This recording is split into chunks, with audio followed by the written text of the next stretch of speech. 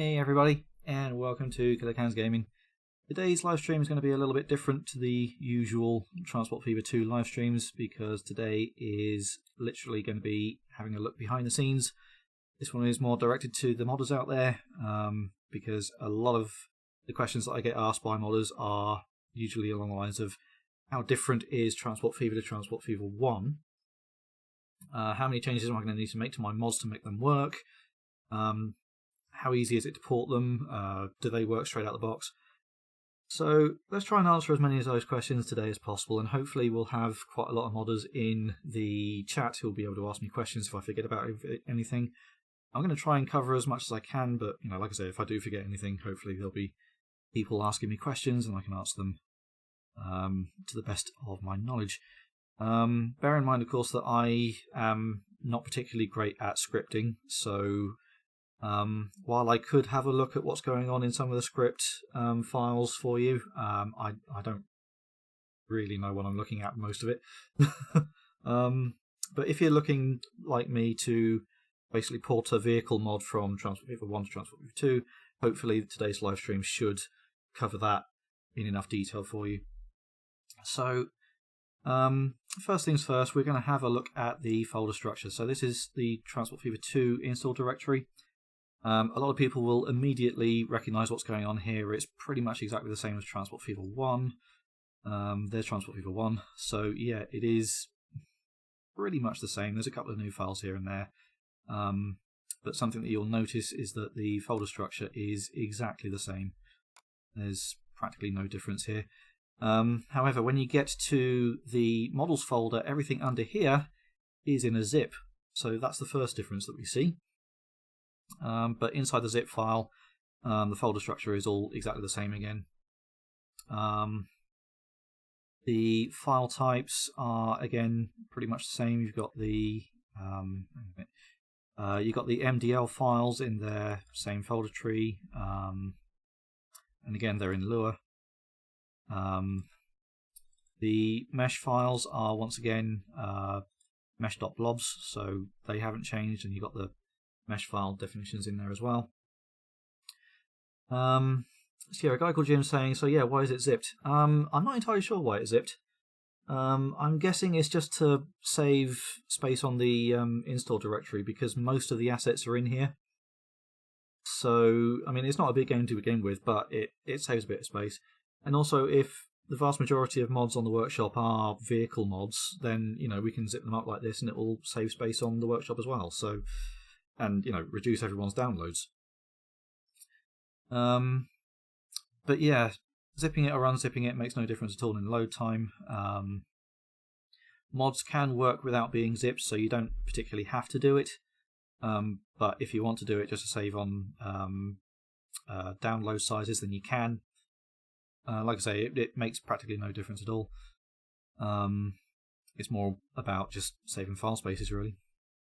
Yeah, you can, yeah, already answered it while a guy called Jim was typing there. Yep, you can run it unzipped. It makes no difference. It's literally just storage space. So yeah, like I said, the mesh blob and the meshes are still here, so it's the same 3D model type, file type, so no changes there. Where else was I going with this? You've got the material files in here. Something that you might notice is missing is the groups folder in here, and I'll come to that in a moment.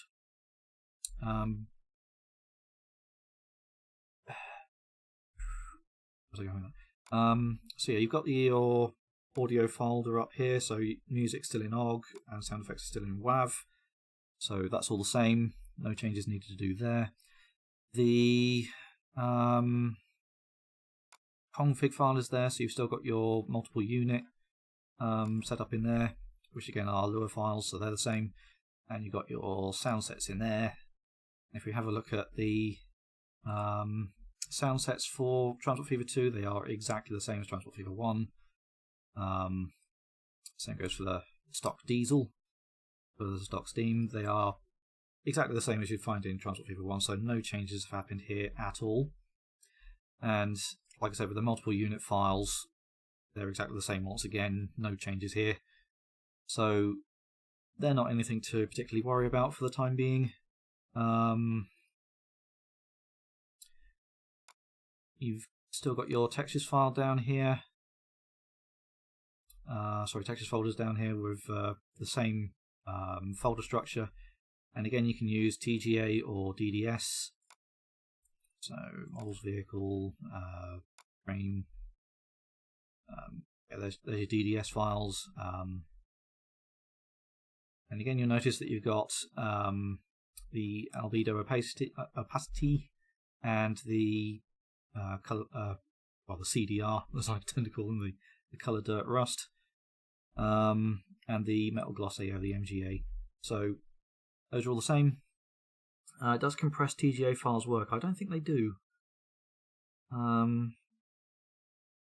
I really don't think they do. So, but ideally you want to go to DDS anyway, because DDS files are far more efficient than TGA. So if you can get yourself a DDS exporter, then do so. There is a very, very good DDS exporter for GIMP, so you can do it, completely free. Big question, is the game Linux friendly? Well, I don't have Linux, so I really can't answer that.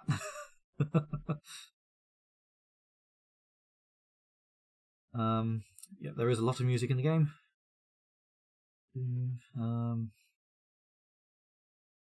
Already did a bunch of custom track types in the game, did a lot of modding Lua files with TBF1. So yeah, if you're comfortable with Lua, then you should really be quite comfortable with modding Transport Fever 2. Again, it's all in Lua, but as I'll be coming to in a moment, some of the Lua files are similar but different. The differences mainly come in the .mdl and the .mtl files. So yeah, I'll be covering them in detail.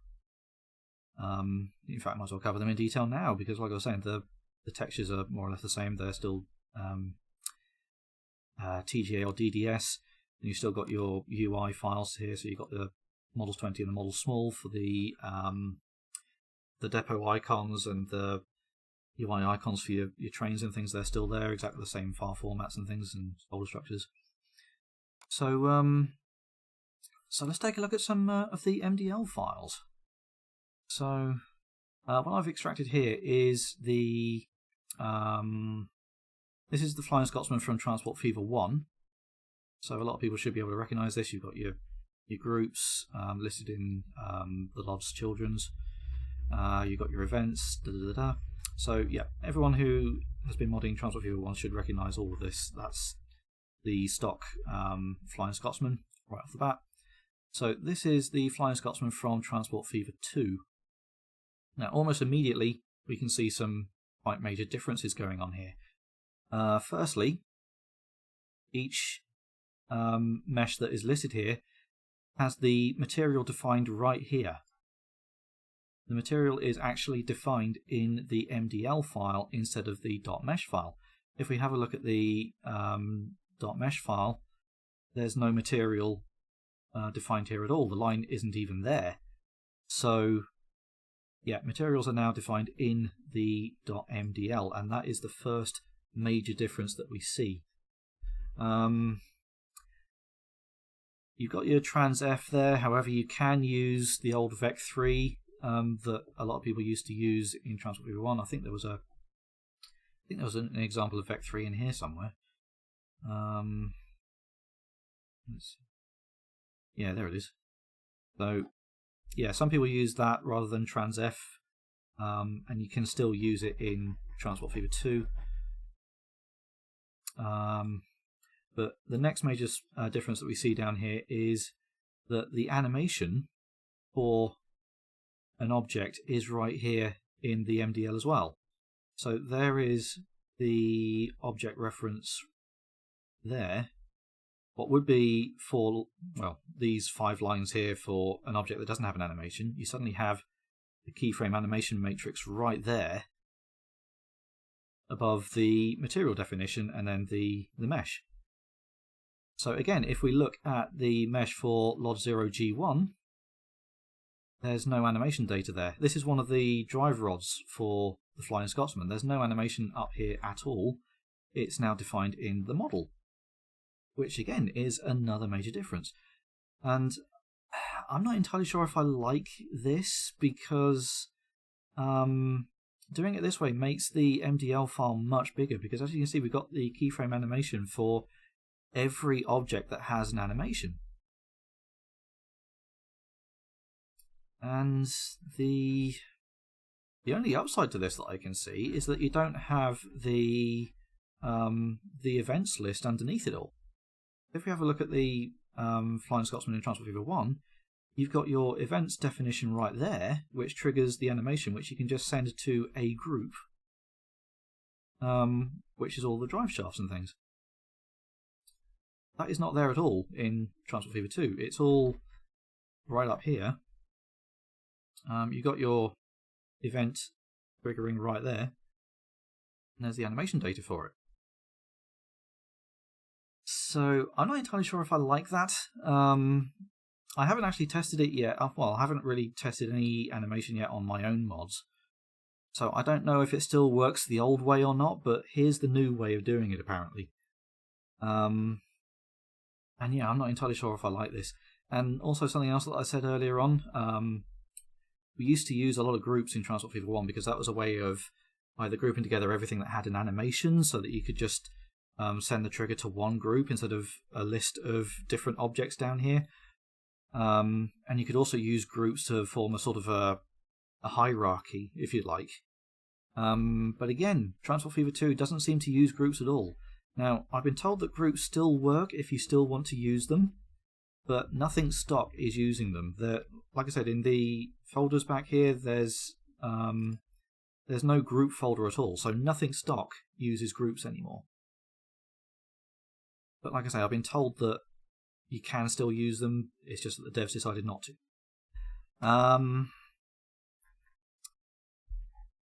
The other side of that is that you can actually now form hierarchies in the model.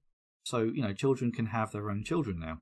This is something that we didn't really see happening in Transport Fever 1. So, I mean, this probably isn't the best file to show that, but there are other Mtl files that clearly show that some objects are a child to a different one. Like, you got the chassis, and then the bogie is a child to the chassis, and then you've got the wheels under that. So that's all now handled in the Mtl file, which is something that we used to use with... groups to do, but again, that isn't necessary anymore apparently. But yeah, the main thing was having like drive rod animations for a steam train. You have all of your rods into one group, and then you just send the animation trigger to the one group there. But now apparently it's all covered in the Mtl. Like I say, I'm not entirely sure if I like that, but I haven't really tested to see if the old method still works. It probably might. So yeah, I mean, as Tron Haig is saying, if you use Notepad++ like I do, then you can just close that lot down if it gets a bit too much for you. But just having the entire file open like this, then it's a lot of lines. But I think we're being followed. Space Cossacks, thank you for the follow. Welcome to the channel. Right, so yeah, you've got your children here, and like I said, you've got the materials that are now defined right here rather than the mesh file. And this was quite interesting for me because back in Transport Fever 1, a lot of my old mods for that had multiple liveries. Now, apparently there was a very clever scripting trick for Transport Fever 1 that made it so that you didn't have to clone your mesh.blob files for each livery you wanted. I wasn't clever enough to do that, so I didn't really know how that worked at all. But if we have a look at some of my old mods, for example, if we go in here, I-37 is a good example here. Yeah, down here where we've got the body, you can see that I've literally cloned it for each of the different each of the different liveries that I wanted. And that was because if I wanted the chassis to have a different material, then I'd have to define it down here in the mesh file. But this isn't necessary anymore because, like I said, in the Transport Fever 2 model file, you define the material right there. The material definition isn't even in the mesh file anymore. So this is a really, really easy way for people who are making mods with multiple liveries to have multiple liveries without having to clone the mesh.blob files and the mesh files. So yeah, that has optimized things quite a lot, and it's something that I'm trying to take advantage of in my own Class 37 that I'm currently porting over. We have a look up here. Yeah, in the mesh folders now, I literally just have the single head code and the split head code bodies, and that's it. Because in here, well, I've commented it out, but that line is just not necessary here anymore. It's all now defined in the Mtl file. So yeah, you can now make multiple liveries without having to clone the mesh.blobs. Really, really handy. Trondake is saying that the advantage is that it's easier to use the same animation code for multiple meshes and models. Already did it for doors with glass, and the door itself is two different meshes with different materials. Oh, you mean having the animation up here? Yeah, you could actually have yeah. I guess one way of doing this is if you have like a single door model and one door opens to the left and one door opens to the right, then again you could define the same mesh file but have two different animations for it. So yeah, that could be a reason why they've done it this way. So yeah, you can define different animations for the same mesh. That's a pretty good thought they're actually trying to make. Nice one, yeah. So I guess that's why they've done that. So yeah, if we scroll further down, you've got your different LODs there, so that's the same as Transport Fever 1. You've got different LOD levels. If you're wondering what I'm talking about, LOD levels, that's like level of detail levels. The idea being that the further the camera scrolls away from the model, the less detail it becomes, so it uses less resources if it's further away than something that's much more closer to the camera. Admittedly, I don't do this to any of my mods because I can't be bothered. But yeah, it's something that you can do. Interestingly, on the stock Flying Scotsman, they've disabled camera positions, but that code is there. Everyone will recognise the a lot of the metadata stuff that's here. You've got your availability years. There's the new emission stuff there, so you can put it as -1 so that the game defines it itself, or you can set it yourself, so that's right there. I was mentioning in yesterday's live stream, actually, people were sort of discussing how about we make vehicles that are emission efficient. Well, right there, you can set the emissions yourself. Hey there, DDW. Welcome back.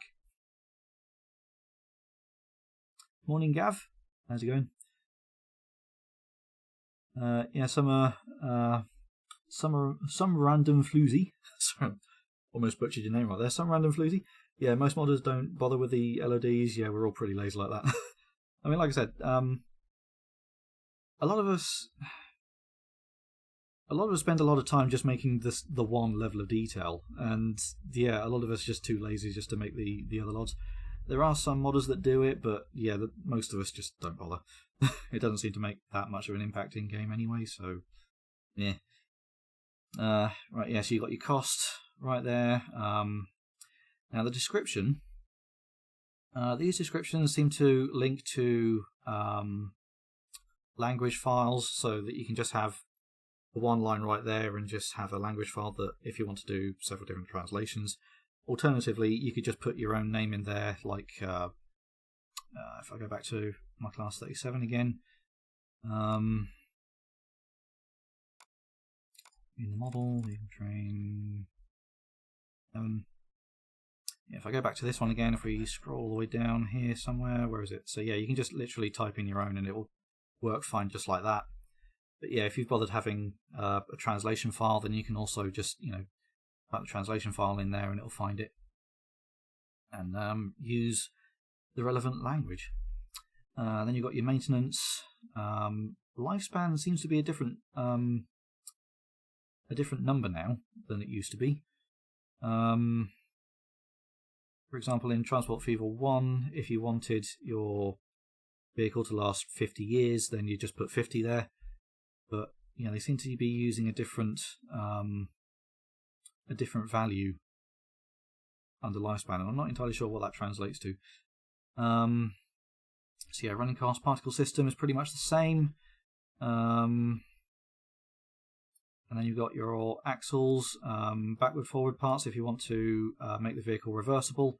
There's even a line for fake bogies in there as well, which some modders might find rather interesting, because I know that some modders do use fake bogies.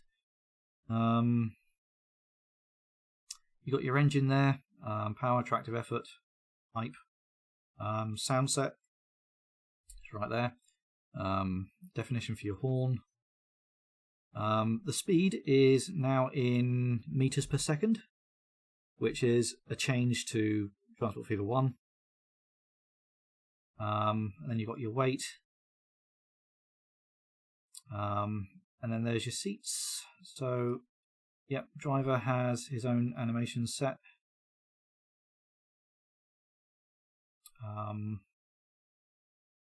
Yeah, that's like the driver and fireman for the Steam logo that we're looking at the moment. But yeah, you got crew there. I believe there's I think it's slightly different for if you got a diesel where he's sat down in the driver's seat. Where's the one I got in my 37? So there's the one I got in my 37. So yeah, basically seat 1, crew true driving, or if he's just standing up, then if it's just standing up, then yeah, he's just standing idle.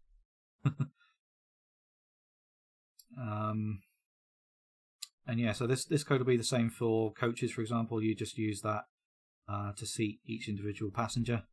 True, false, obviously. And then you've got your transport vehicle down here, load speed, multiple unit only, reversible, and that is the MTL file. So hopefully I've scrolled through this slowly enough for anyone who really wants to take detailed notes. They can just pause the stream at any time and take screenshots of it and whatever, so that they can literally see what's going on here. I'll just roll back nice and slowly so everyone can see exactly what's happening. And this is how the new MTL files look like.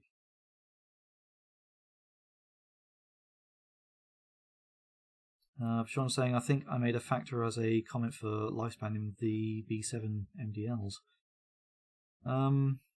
Yeah, I'll take a look at that if I can dig through the folders later on. Yeah, if anyone's got Patron's B7s, then yeah, have a look through the model files there, see if you can spot the factor for the lifespan.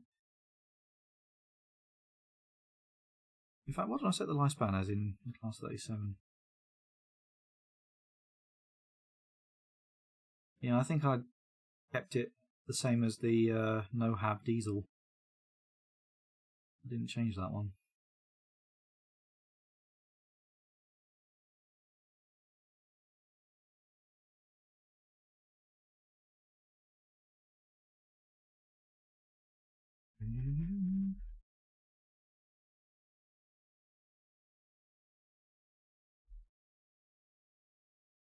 So yeah, there's all the meshes, building files. You've got the stock headlights as well down there as well, so that might be handy for modders who have got headlights on theirs. And one thing I also just remembered now that I'm looking at it, the code seems to be here for player logos, but I haven't seen a way of activating them in game yet, which is something that really surprised me when I had my my first look live stream and also yesterday's live stream, I was actually looking for where we switch on player logos in the game, but I can't seem to find it. And like I said, this surprised me a lot because I did actually rummage through the mod files before I actually started the first look live stream, and I did notice that player logo code meshes all seem to be still there, but the game doesn't seem to use them for some reason. I think this might have been a feature that was sort of axed at the last minute or something. I don't know. But yeah, it's a curiosity thing. The player logos still seem to be there, but the game isn't using them. I don't know why.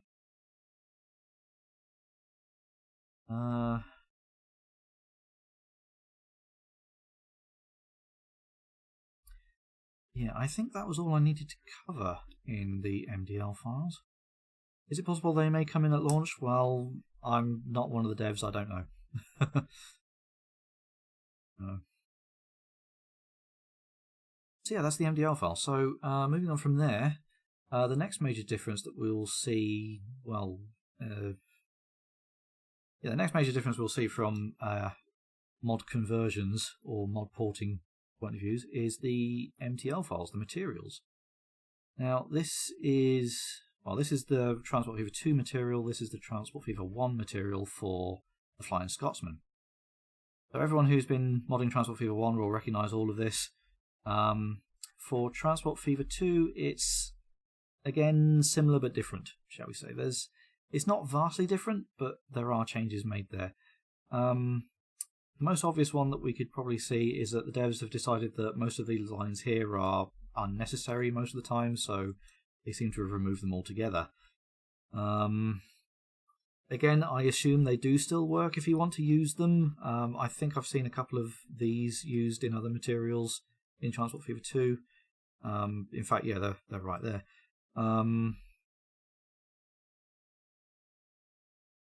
But the mag filter and the min filter, I'm not entirely sure what these do anyway, but these, I haven't actually seen them anywhere in Transport Fever 2 now, so I don't know if they've been removed altogether, but again, I'm not entirely sure what they did anyway, so that would only be of interest to someone who actually used these lines in Transport Fever 1.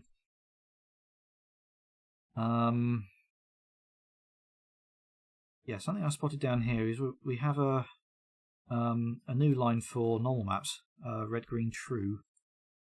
Again, I'm not entirely sure what that one does, but there may be some modders out there that will find that handy.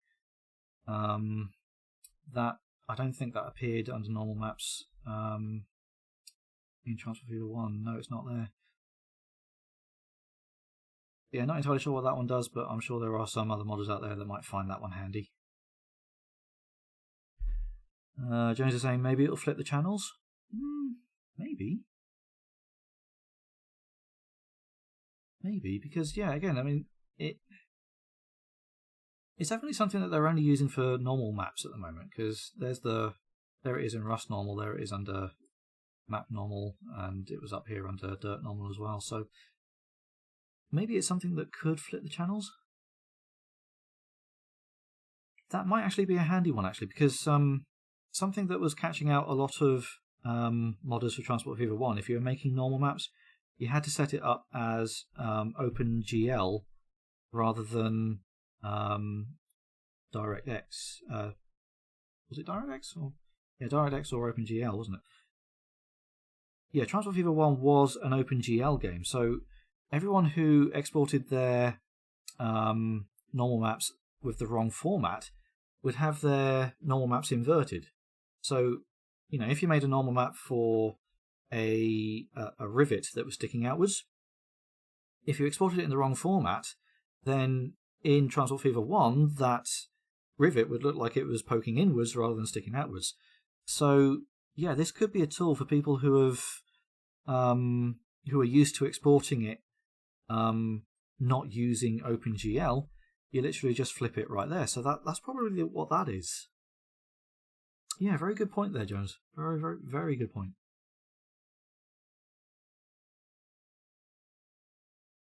Yeah, that's probably what that's all about.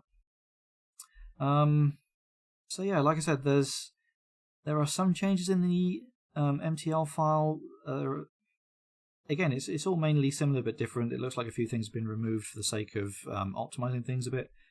One thing that I will say here is that the material types are the same, but there are some probably lesser used materials from Transport Fever 1 that don't exist anymore in Transport Fever 2.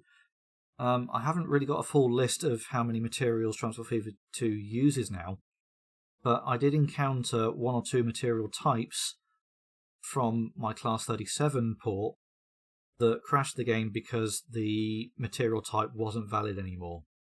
So I'll just send that warning out there. Some of the lesser used material types may not exist anymore. Again, I haven't got a list of materials yet, but I would like to get one as soon as I can. But we'll see when I can get my hands on that. But yeah, otherwise everything up here seems more or less the same. You've got your same old dirt and rust settings up here that we had in Transport Fever 1 to some degree. I think some of the values look a bit different, but yeah, the values are a bit different, but yeah, the settings are still there,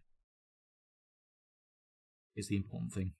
A guy called Jim says, I noticed the reflections on vehicles look much better in Transport Fever 2. Yeah, that's all sort of rendering engine optimizations and changes and tweaks and things. Again, you can still, it's still the same sort of Metal Gloss AO PBR textures and things. It's just the way how the game renders them is a bit different, because if you use Substance Painter like I did for Transport Fever 1, something that I found an awful lot was that trying to export the materials out of Substance Painter and then putting them straight into Transport Fever 1, it would look different in game than it did in Substance Painter. And I tweaked my export settings from Substance Painter to a point where it got close, but I never could find a setting that would match exactly. And I'm really hoping now that Transport Fever 2, since it's obviously had a lot of tweaks and a lot of improvements to the rendering engine, I'm hoping now that I might find a setting for Substance Painter that will be a far closer match in-game now. I mean, maybe there are some modders in chat that have got an exact match already and would be happy to pass that one on, but yeah, from my own time tweaking it and mucking about with it, I never really got an exact match, which is a shame, but yeah. Tronte saying, I think Medizina put up a list of material types over at the tpf.net in a closed part of the forum. It's a pity it's in a closed part. Is Mrs. Killer there? If she is, can you please pass on hugs? She's in the bedroom reading again. I'm not entirely sure if she can hear me from here, but if she can, Big Trucker sends hugs. I think I heard a thank you in the background. I'm not entirely sure.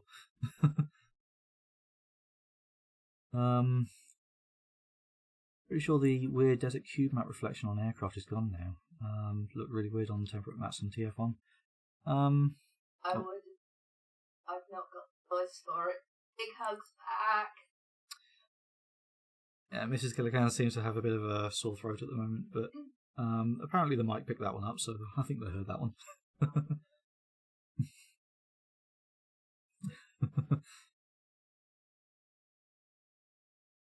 But yeah, pretty sure the weird desert cube map reflection on aircraft is gone now. Look really weird on temperate maps in TF1.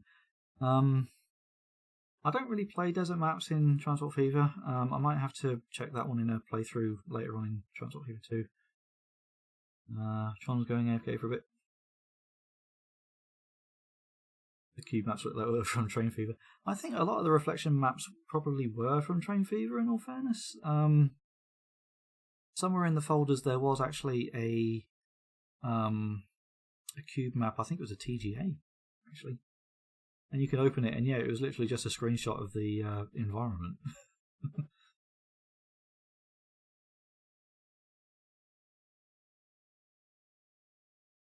Well, I hope the series binge is going well. Yeah, she gets through a lot of series very quickly.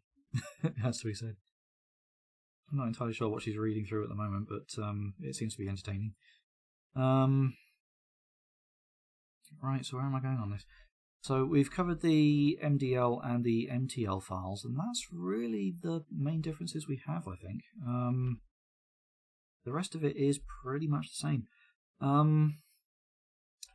So yeah, as for porting from Transport Fever 1 straight to Transport Fever 2, in the vast majority of cases, I think, if you just copy the mod from Transport Fever 1 and paste it straight into Transport Fever 2, it's most likely that that's not going to work. Mainly because of coding differences here and there. I think my class 37 didn't work straight up because, like I said, there were some material types that just didn't exist anymore, and that resulted in the game crash. There might be some Transport Fever mods out there that, well, there likely will be some Transport Fever mods out there that will work directly if you just copied and pasted them.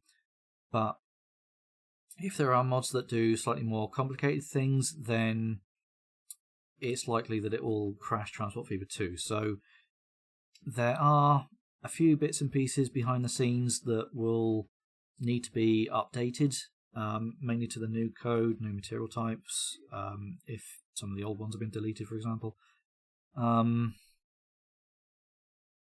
It doesn't really take that long because, like you guys saw in my stream yesterday, my 37s are nearly done already, and that was just a day of investigating the differences and then applying them again. So yeah, it shouldn't really take too long to port mods over. There is a fair bit of work, mainly because, like I said, most of the code in the MDL and the material files are similar but different. It's little changes, but there's a lot of them. So,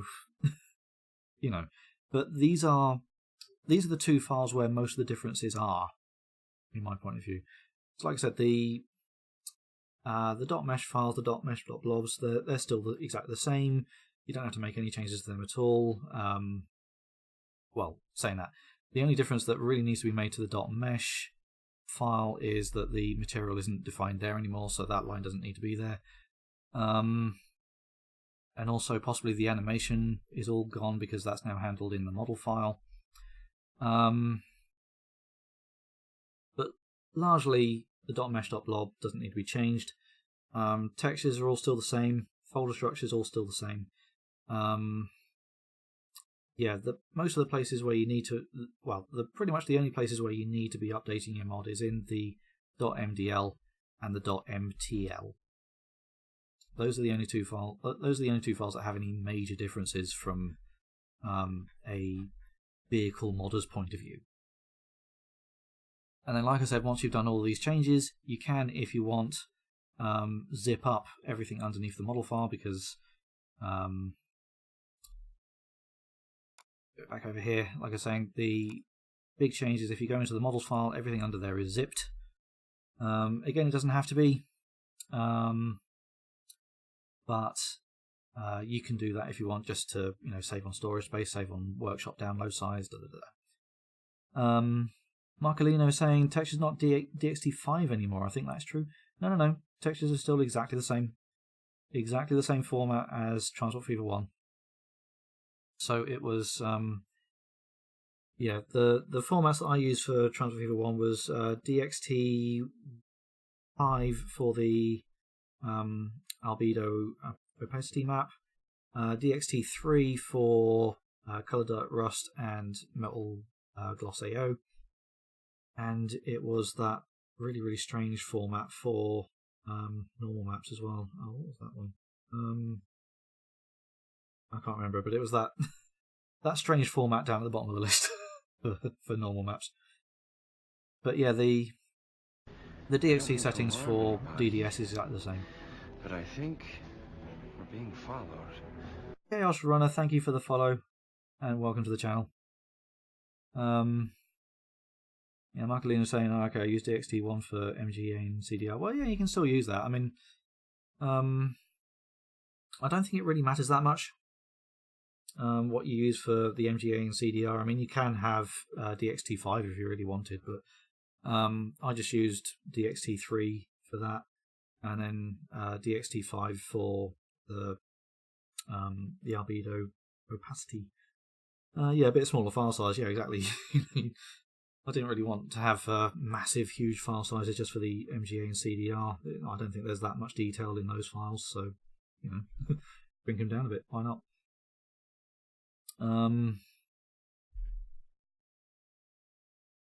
So yeah, I think we've pretty much covered all the major differences for a vehicle modder's point of view here.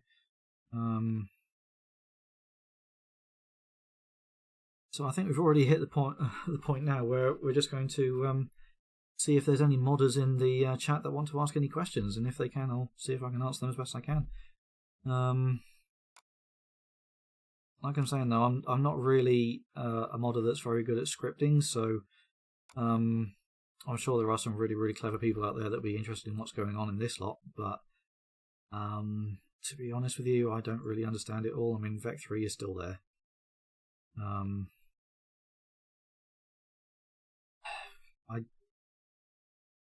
I remember a couple of days ago I compared this one to the Vec3 that was in Transport Fever 1. There are differences in here. I don't understand any of this, but there it is. If there are any of these files that anyone wants to have a look at, then please do say so, and I'll show it on the screen for you if you want. Jones is asking, do I have the new model viewer or editor? I'm afraid I don't. I have seen screenshots of it. I mean, Jones knows this. We are part of a modders Discord that Yoshi was showing screenshots of the model editor on. It looks amazing! And I need this model editor in my life. Seriously, I need it. But unfortunately, I don't have it yet. But oh my god, it looks amazing! And yeah, to be honest with you, once the new model editor is released publicly, then frankly, I think knowing what goes on in the MDL and the Mtl files, knowing what's going on in these files would probably become a bit redundant, really, because the major thing that we're seeing in these screenshots of the new material of the new vehicle editor is that the vehicle editor actually writes the MDL files itself and the Mtl files. It writes it all for you. So it may be that you don't need to know what goes on in here anymore.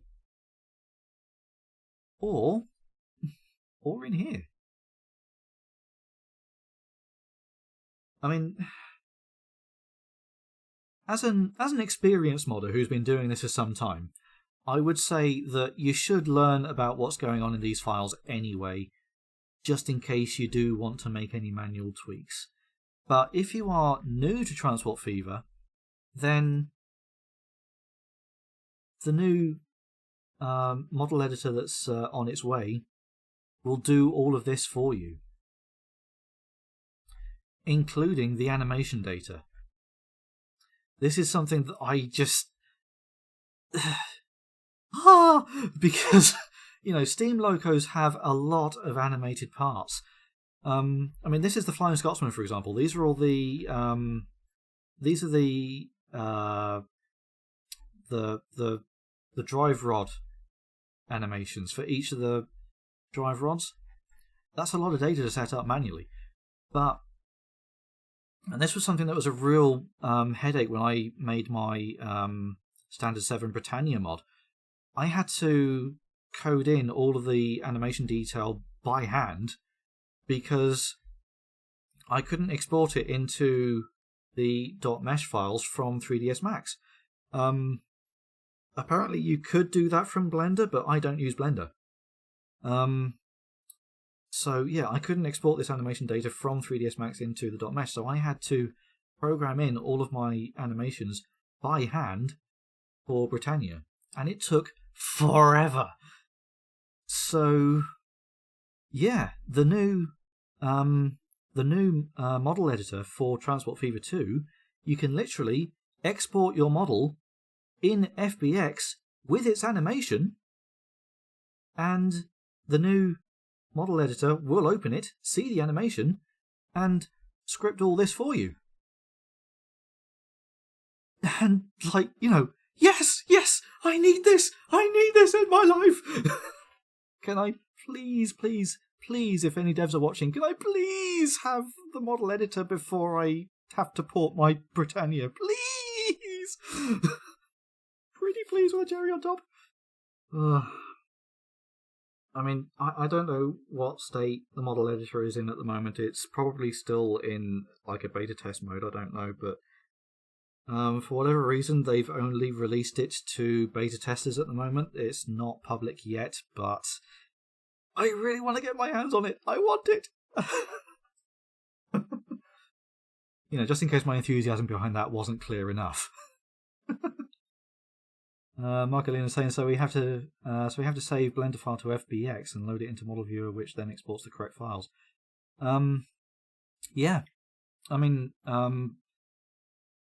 I don't use Blender, so you know I'm not an absolute authority on this, but I've been told that Blender did have a .mesh.blob exporter anyway, so you could export it straight from there. So I think it'll probably still be the same if you're a Blender user, but for people like myself who don't use Blender, I mean, like I said earlier on, I use 3D Studio Max.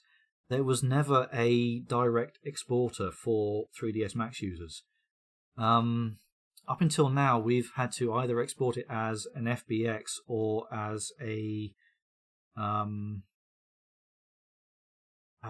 what files type was it using? I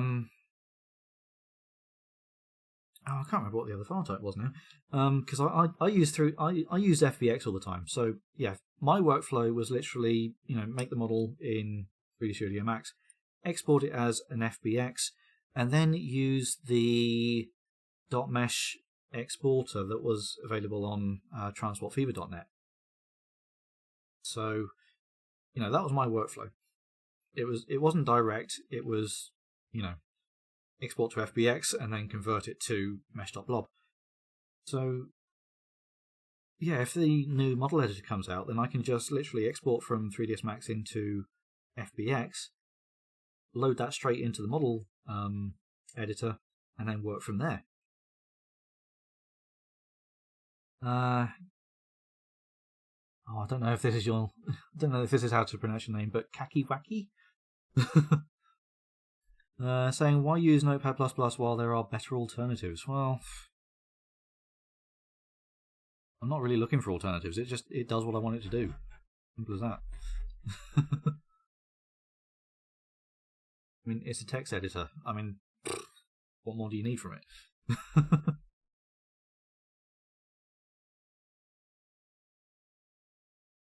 Yeah, as Montiel Grau saying, better alternatives from a certain point of view. Notepad++ works fine. I mean, you know, you could literally do all this in WordPad if you wanted to. It makes no difference. I mean, Notepad++ is a text editor that has, you know, values and things in a different color. It does what I want it to. That's all I need it for. You know, that's why I use Notepad++. It works fine.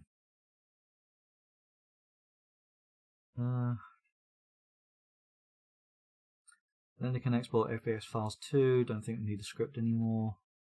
Fair enough.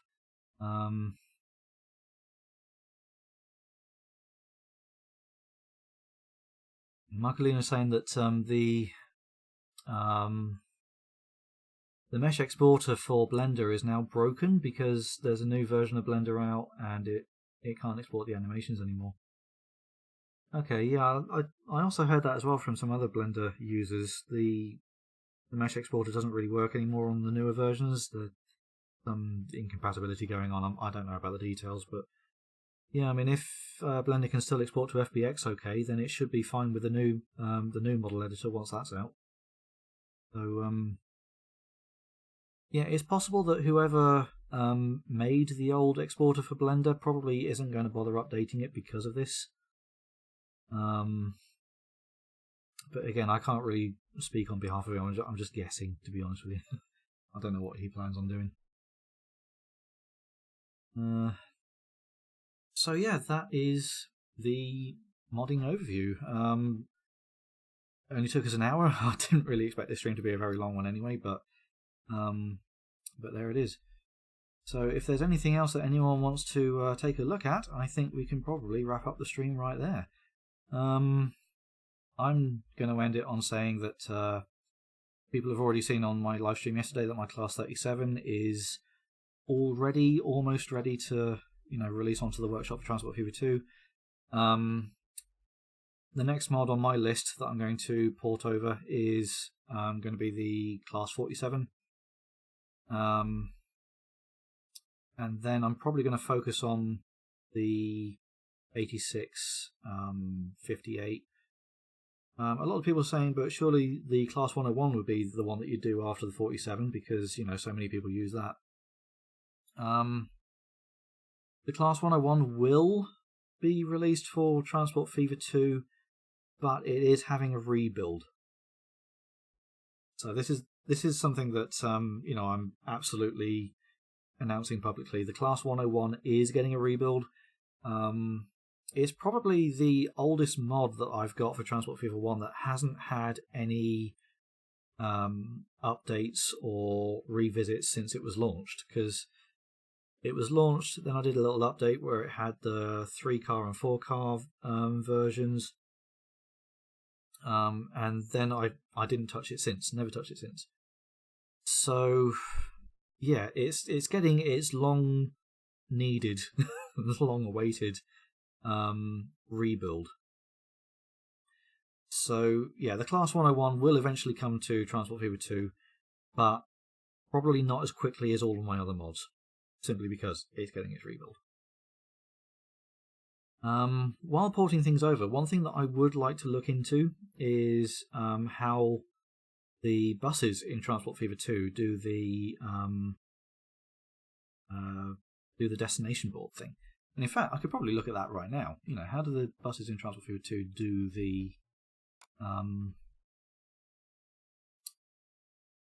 how do they do the destination boards? Because I'd like to look into that, because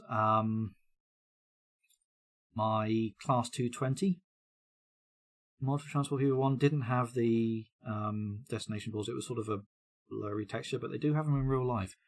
So I'm very curious if we can actually get that onto trains as well, because we've seen them working very, very well on buses. So let's have a look. Which bus had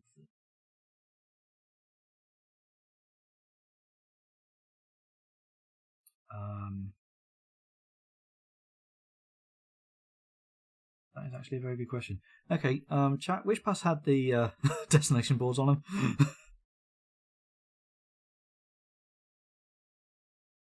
I just know it as the green one.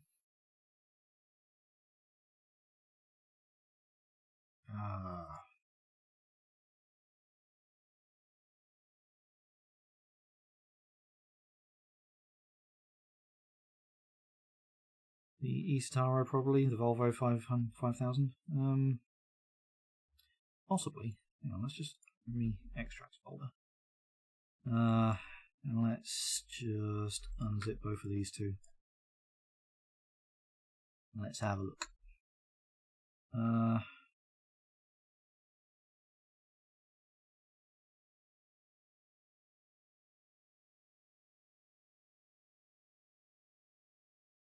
Alright, so the animations in the buses are referencing an animation from elsewhere. Oh, it's taking it from an Annie file. Ah, I see.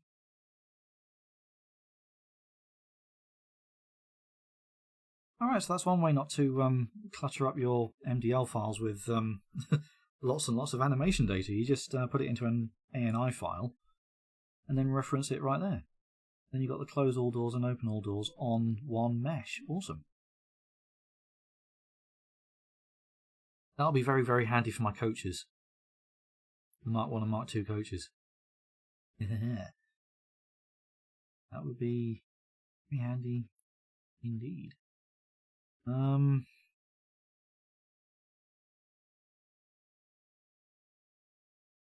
Right, does anything in here look like a destination board? Yeah, headlights, brake lights, blink lights. Ah, blink lights for indicators. Left, blink light, right. Logo. Hello, what's this?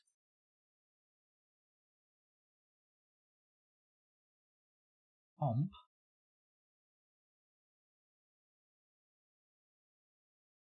What is that?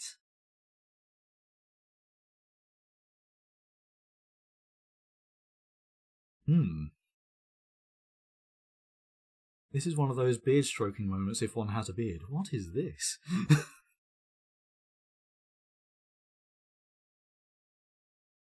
Does it show up in the lower LOS? It doesn't.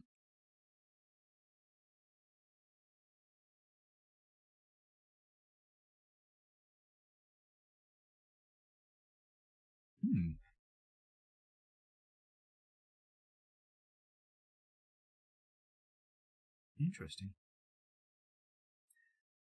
Open the bus up in Model Viewer if that's possible. I'm not entirely sure that is possible. It will probably crash it if we use Transport Fever 1's Model Viewer. To be honest though, I haven't actually tried, but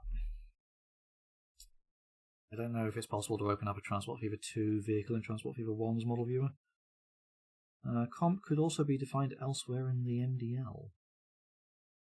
Could be.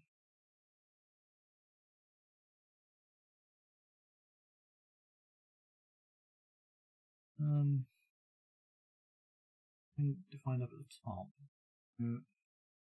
If we go further down, below all the... if there's a comp.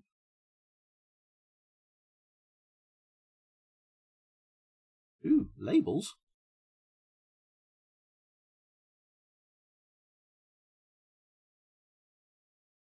Yep, there it is. There it is. Label list. So you got your next stop, got route node. Right, there it is. I'm wondering if comp has something to do with that. Maybe comp is like the positioning of the no. I don't know, but this is definitely where the destination board is set up. But I think this might still have something to do with the comp line up here being... I get the feeling that that's where the destination boards are placed on the model. But since it's not a mesh, I'm not entirely sure how that's set up. So that's probably set up somewhere else. I need to find out what comp refers to. I mean, it could easily be that the destination boards are actually placed on the wall somewhere else up here. I'm just not seeing it.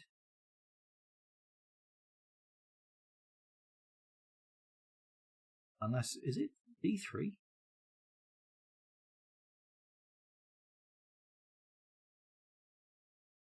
Oh no, because those are the doors, aren't they? So that door 1, door 2. B3 is the door.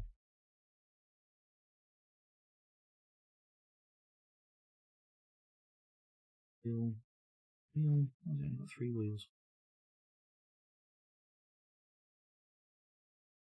I'm assuming these are the wheels, but why has it only got 3?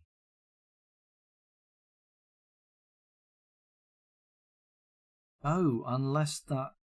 Ah, yeah. This is a 6-axle bus, and it's just got, 1 axle at the front, and this is the wheel on both sides. That's the front axle, and then you got the 2 rear axles.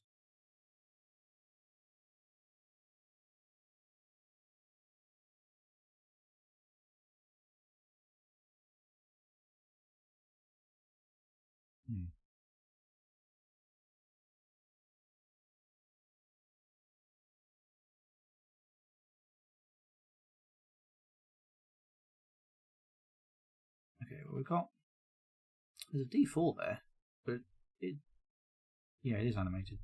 Sorry, the animation's above it, not below it. Duh. Interior, headlights, lights, blink lights, logo, comp.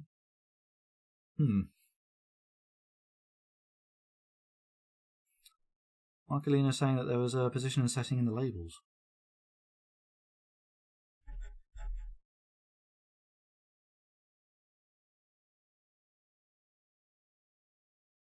There is. Trans F. Ah. And a size setting as well. Oh, okay, so you don't actually have to add it on as a mesh on the vehicle then. Sorry, I was thinking it might have worked a bit like how the player logos did in Transport Fever 1. That's where my mind was going. I didn't. I glanced over this far too quickly to notice that actually, yeah, it does have the size and positioning right there. Which again makes me wonder, what's comp? If comp has nothing to do with the destination labels, what's that?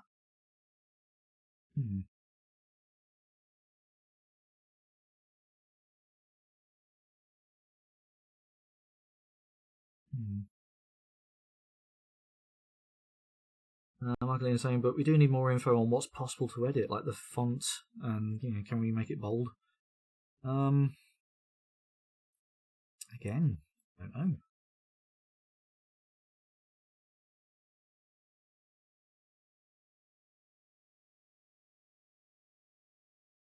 Filter number.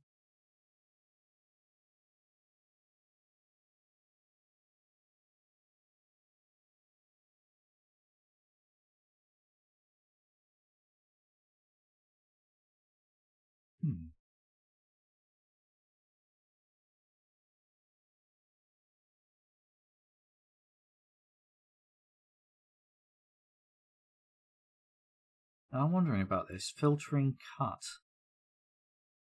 Fitting cut. Can we change that? Because I was noticing during my live stream yesterday that if, say, the route name or the stop name was too long, it wouldn't fit into the destination board. And I think it's because of that cut line there. Now, can we get another value in there rather than cut that would allow it to scroll instead of just cut the end off? I don't know what the values are, and maybe this will be something that the model editor would handle. I don't know. But if we can find from somewhere if there's any more values that we can put in there rather than just cut. Because having it scrolling instead of just cutting off the end of it, that'll be nice, because there are some vehicles that do that. Urban Games simply has to give us more info about possible parameters. Exactly. I mean, it's still early days. We haven't got a wiki yet, as far as I'm aware. You'd have to find the original function or whatever reads that MDL.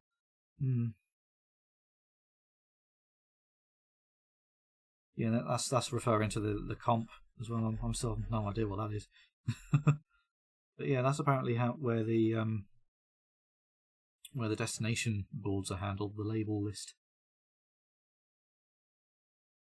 That's how that's done. Very, very interesting. Dot saying, well, what if it simply on the model has a mesh that is longer than the sign? Then you can move the panels in and out of the view. Maybe it will still cut, but allow for a longer string.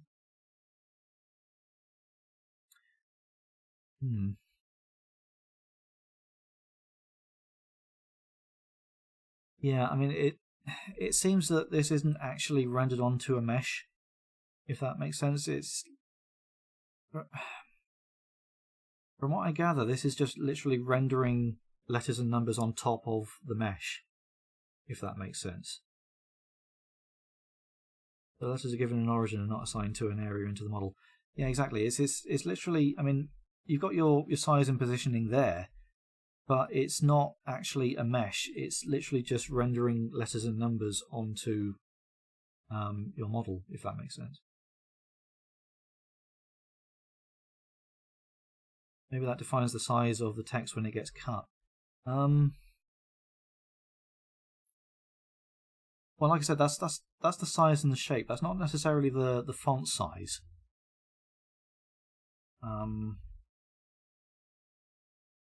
Actually, no, because that's sorry, yeah, that's the dimensions right there. So that is possibly, that might actually be the font size right there. And then you've got your color settings.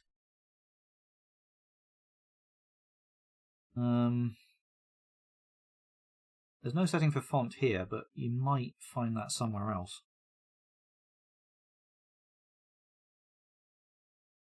Like I said, I'm not particularly smart when it comes to all this code stuff, but I can sort of stare at it for a while and more or less figure out what's going on.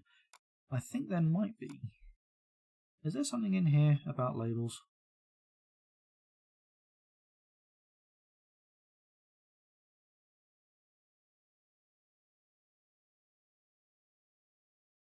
Traffic lights util. Hello. So I'm just curious about that because that's new.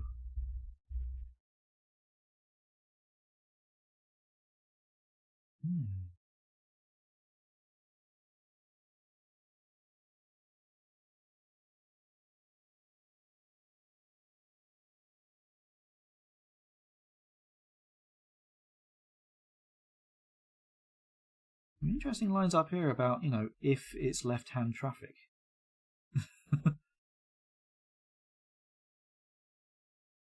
The devs already set up their traffic lights to tell if you're using, left-hand traffic or the right-hand traffic mod.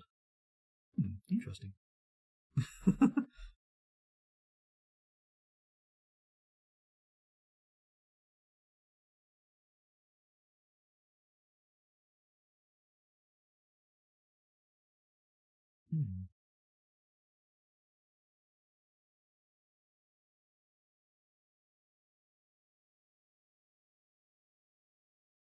Perhaps asking, what if you change cut to scroll and try it out in the game?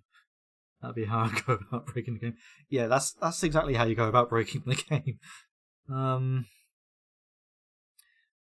Yeah, to be on the safe side, I would actually set that up as a mod rather than doing it directly. Maybe something I could try out for later on. But yeah, if we can change that to scrolling, then that'd be absolutely awesome. But again, we need to get a list of parameters from somewhere. I have no idea where we get those parameters from. I was wondering if there was a Lua down here that might have something to do with labels.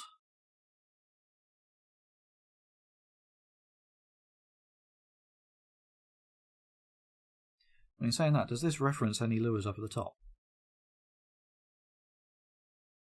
It doesn't reference any of them at all.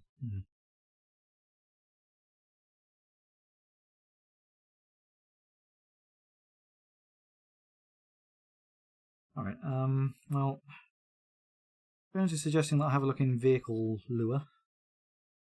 Vehicle Util Lua, sorry. This one here. Have a look what's going on in here. Alright, so you got your make coupling rod. One's up there. Piston animations, so yeah, those are recognisable from Transport Fever 1 if anyone's used those. Connecting rods. Yep, well, it apparently.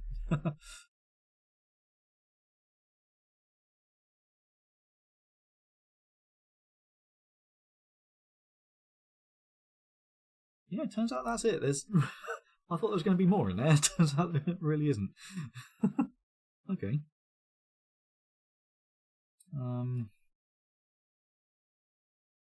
What else have we got in here?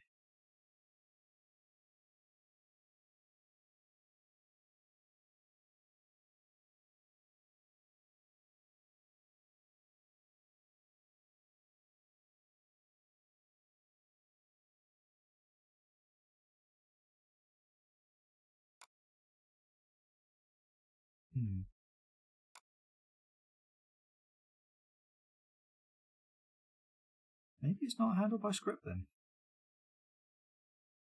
Unless I'm looking for the wrong thing.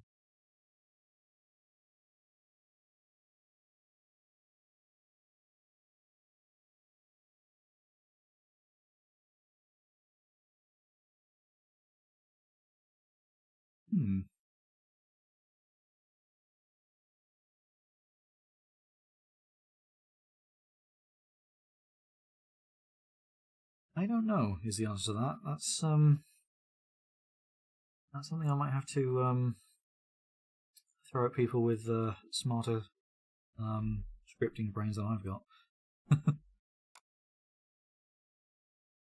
But yeah, hopefully, like I said, hopefully there is a different value we can put in there rather than just cut that would just make it scroll. I mean, I don't know if just, doing...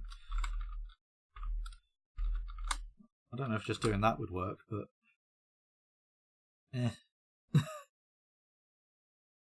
Maybe something I could test out later on, who knows. I've got to set it up as a different mud for...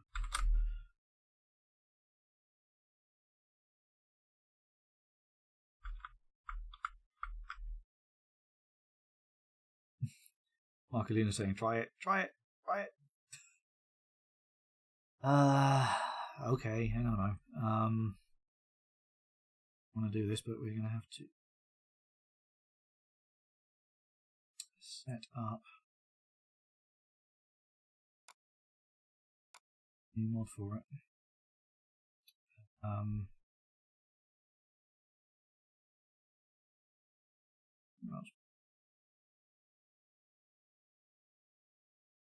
All vehicle bus.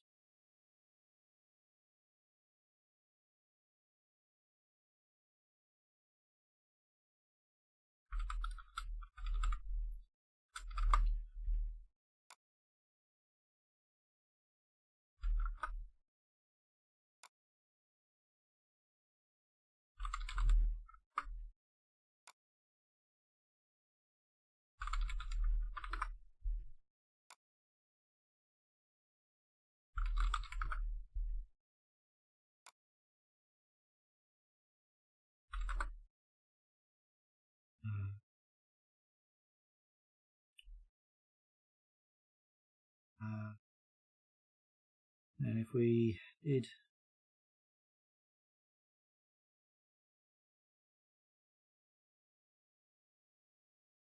just do scroll on all of them.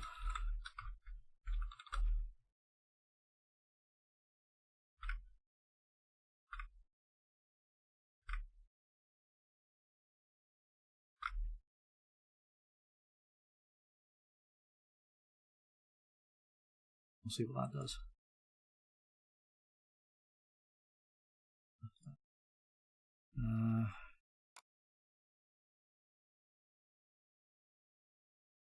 Was the file over that we copied, wasn't it? Yeah, okay. Copy that. Paste in there. Right.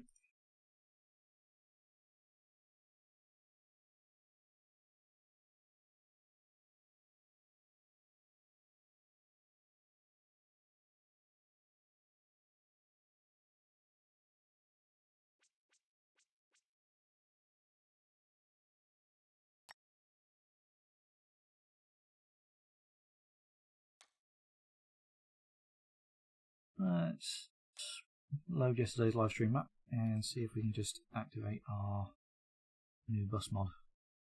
Yes. Doesn't like it. But let's give it a go anyway, see what happens. Now, I'm fully expecting this to crash. If it doesn't crash, then we've lucked out, but if it does crash, then yeah. That's a good sign. Yeah. We'll see what happens.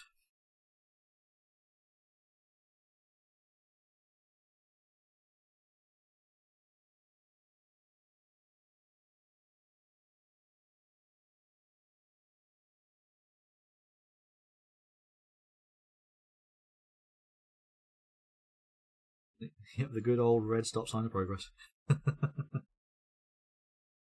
Yes, us modders are very, very familiar with that.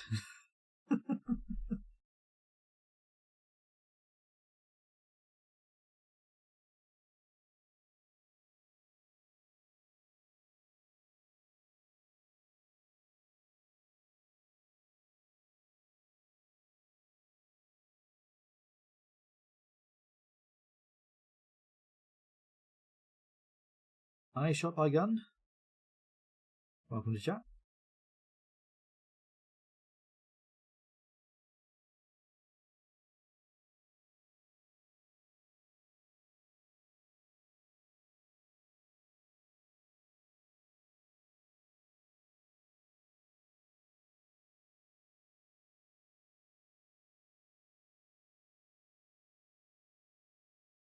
Well, one thing I will say is it hasn't crashed yet. That's possibly a good sign that we haven't used. But maybe scroll is a valid option.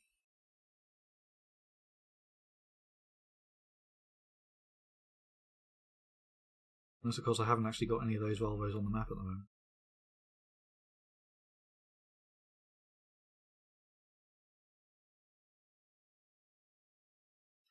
Again, doesn't an error in a Mtl file cause it to crash even if you haven't got any on the what's it? We are in the game at least. Have a look, bus depot.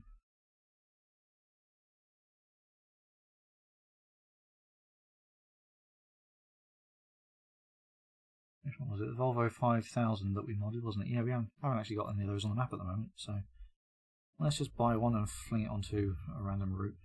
That one will do. And we'll see what happens.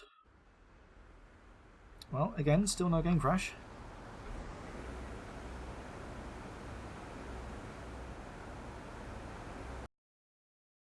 But that doesn't seem to be scrolling.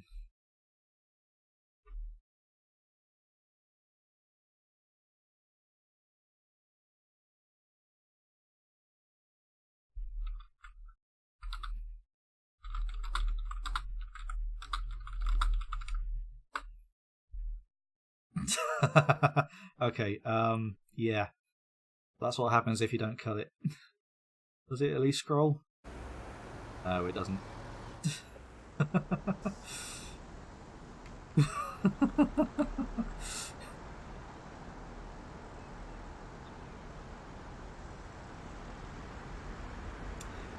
Well, it was a nice thought, but apparently scroll doesn't really work.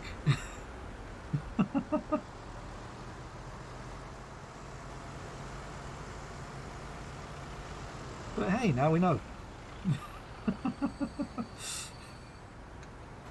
Ho hum.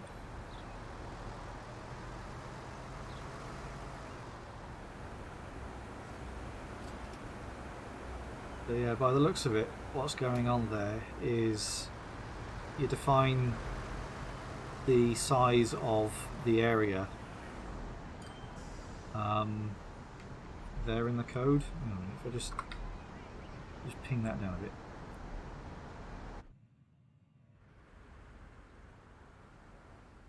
Oh, where's the bus gone? Bus, where have you gone? Come back. Oh, there he is.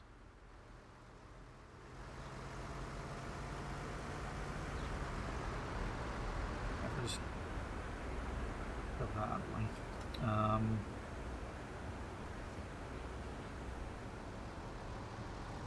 Yeah, if we look back at this file here, I'm noticing that I've got two versions of Transport Fever on the screen at the moment. But yeah, like I was saying, we've got the size and position defined there, which would be the sizes of the areas on the destination boards, and then it just cuts the text to fit on there. Unfortunately, scroll doesn't seem to work, but maybe there are some other variables that we can put in there. Unfortunately, I don't know what they are. We'll see. Like I said, hopefully this might be something that will be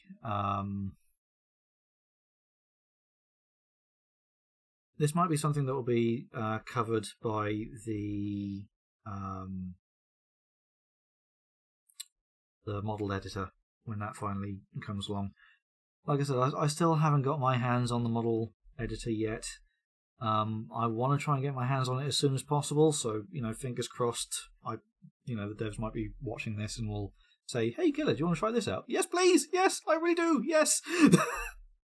And so as soon as I get my hands on that, then I will be streaming how that works. Literally, the instant I get it, I'll be giving a live stream on that.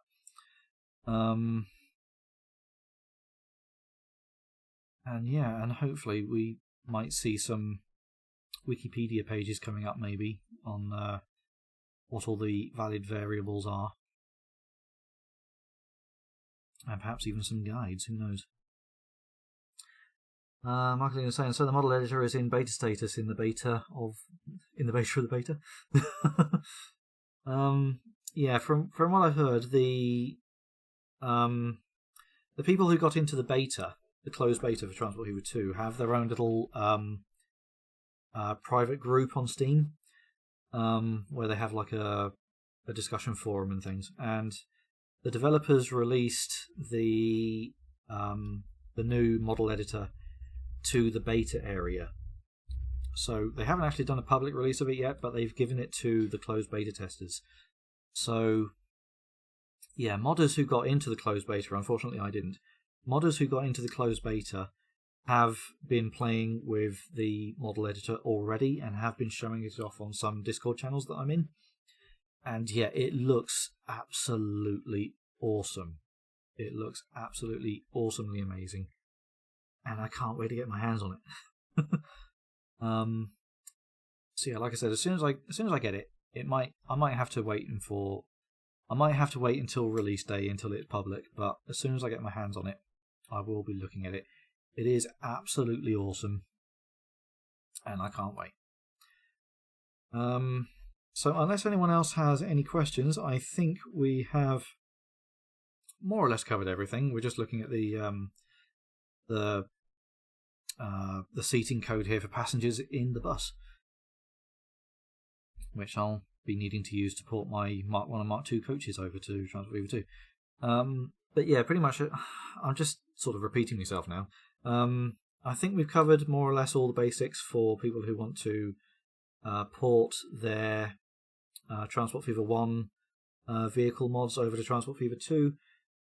If you've just joined the stream, then I'm going to be keeping the VOD up on Twitch for a while, and I'll possibly even port it over to YouTube as well, because if I just go over it all again, I'll just be repeating myself, and there's no point in that. If you've joined late to the stream, then please do watch the VOD instead. We've covered pretty much everything already. And I'm going to close it off by saying once again that my Class 37 is almost ported to Transport Fever 2. The Class 47 will be following, and then I'll be porting over the 86, 58, everything after that. The Class 101 is getting a rebuild, so it will come to Transport Fever 2 eventually, but not immediately. So, there's that. I'm just going to quickly have a look at the chat to see if there's any more questions that have come up that I've missed. Hope the driver disappears when in camera mode. Hate the driver's hands in the camera. It seems to depend on the vehicle, to be honest with you. First person camera. Yeah, it depends on the vehicle. I've noticed in my playthroughs already that some vehicles are better than others when you go into first person. The thing that really jars me on that is that you can now move the camera around when you go into first person mode. That's a bit jarring at first, but it's a nice little addition. Something I was saying that the interesting thing was that our test on the scroll only seems to have affected the front sign. It probably affected the others as well, but they weren't long enough to overlap. I mean, the street names are all pretty short, so it probably affected all of them, but even the ones on the side didn't need to scroll because they fitted anyway.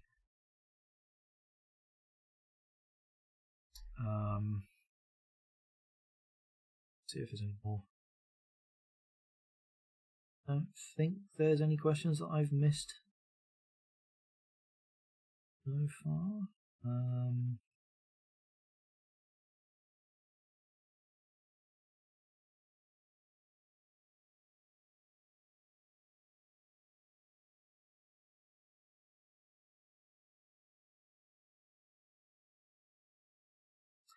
Alright, well, I guess that's it then. So, yeah, this has been a behind-the-scenes look at Transport Fever 2, directed primarily at modders who are interested in getting their Transport Fever 1 mods ported over to Transport Fever 2. I really hope this has been helpful. Like I said, I'm going to put the VOD is going to be kept on Twitch for however long Twitch keeps VODs for. I'm also going to shift it over onto YouTube so that it stays on there forever. Well, I say forever. Who knows, this whole controversy that's going on with YouTube at the moment, but we'll see. So yeah, I'll stick that over on there so that you can all refer to it as much as you want. Hopefully I've shown enough of these files that you guys can sort of pause it, take a really good look at it, take notes, and perhaps copy it into your own mods and get them ready for when Transport Fever 2 hits, which is on December 11th. I will be streaming more of it between then and now, because it's only 10 days to go now, because it's December 1st already. Good grief. But yeah, I will be streaming more of it between then and now, and that's somehow I will also try and find some more time to port my own mods over, so that there will be a few of my own mods ready for Transport Fever 2 when it launches on December. So thank you guys very much for watching, and I will see you all again soon. Like I said, I'm going to put this VOD right over onto YouTube as soon as I can. So, thank you for watching, and I'll catch you again soon. Cheerio.